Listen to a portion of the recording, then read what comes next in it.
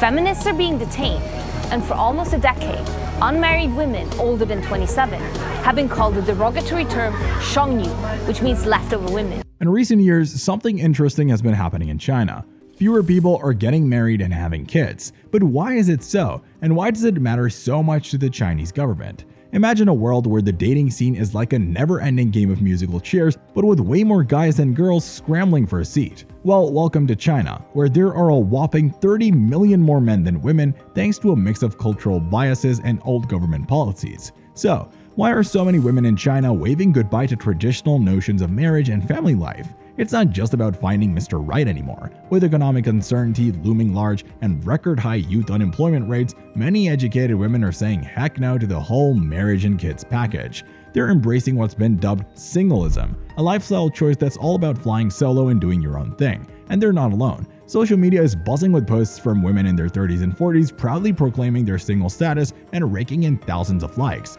But it's not just about swiping left on marriage. The Chinese economy is going through some serious ups and downs, especially in the real estate sector, which is bursting at the seams. Add that to a shrinking population, and you've got a recipe for some major demographic drama. Even the big shots at the Wall Street Journal are sounding the alarm bells, predicting a demographic doomsday where China's population could plummet by half by the end of the century. And who's getting the blame for this population freefall? You guessed it, the ladies. But here's the kicker. It's not just about the numbers game. It's about a whole cultural shift. The Chinese government might be pushing for more weddings and babies, but it's like trying to fit a square peg into a round hole. The times, they are a-changing, and the old school ideas of marriage and family just ain't cutting it anymore.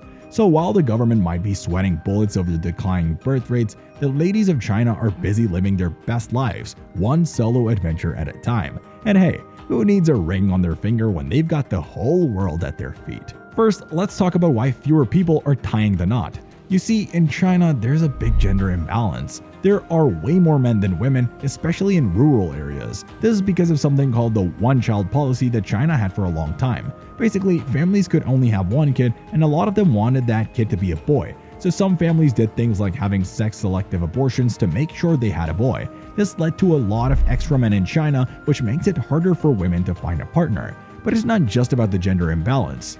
No.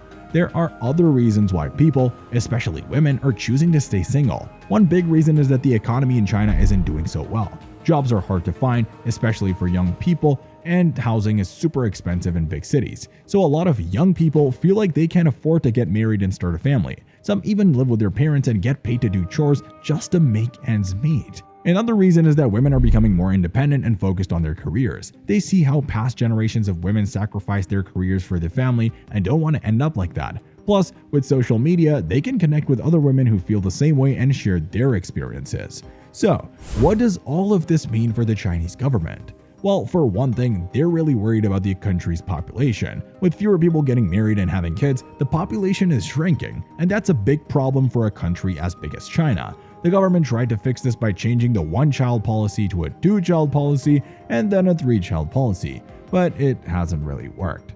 A freelance copywriter believes that marriage is an unfair institution. Like many young women in China, she is part of a growing movement that envisions a future with no husband and no children, presenting the government with a challenge it could do without.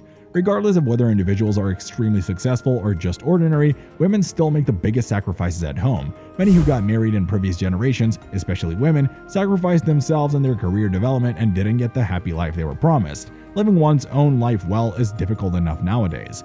President Xi Jinping last year stressed the need to cultivate a new culture of marriage and childbearing as China's population fell for a second consecutive year and new births reached historic lows. Chinese Premier Li Qiang also vowed to work toward a birth-friendly society and boost childcare services in this year's government work report. The Communist Party views the nuclear family as the bedrock of social stability, with unmarried mothers stigmatized and largely denied benefits. But a growing number of educated women, facing unprecedented insecurity amid record youth unemployment and an economic downturn, are espousing singleism instead.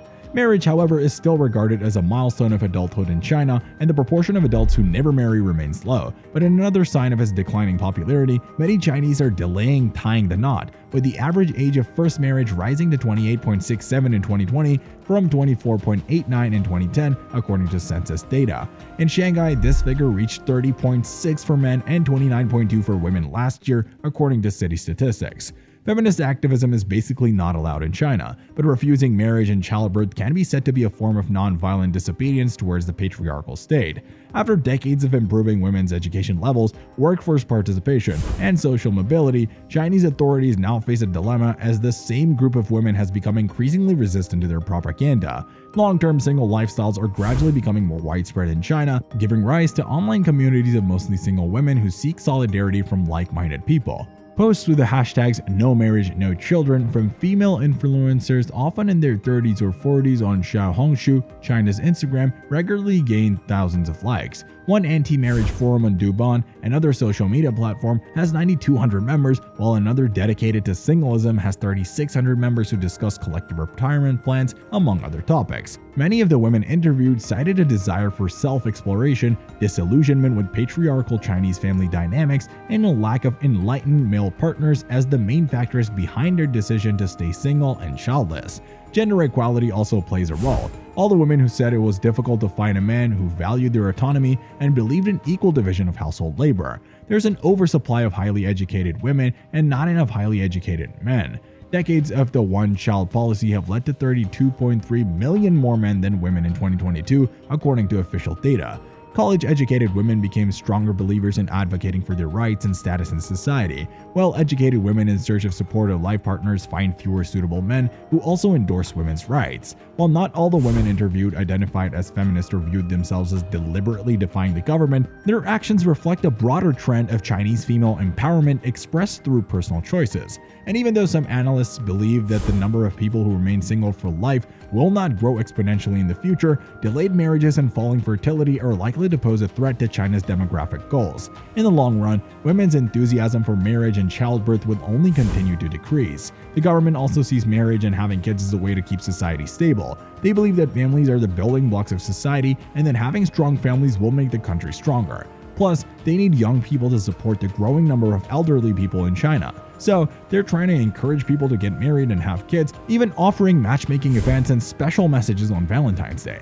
But not everyone is buying into the government's message. Some people think that marriage and having kids are just too much of a hassle. They see their friends struggling with money and time because of their families and decide that they'd rather stay single. And with social media, they can find other people who feel the same way and support each other. So, what's gonna happen next? Will more people start getting married and having kids, or will the trend of staying single continue? And what will the government do if they can't convince people to start families? These are big questions that no one has all the answers to. But one thing's for sure, the future of China's population and society is definitely something to keep an eye on. Let us know your thoughts about this in the comments, and do not forget to like, share, and subscribe to our channel for more.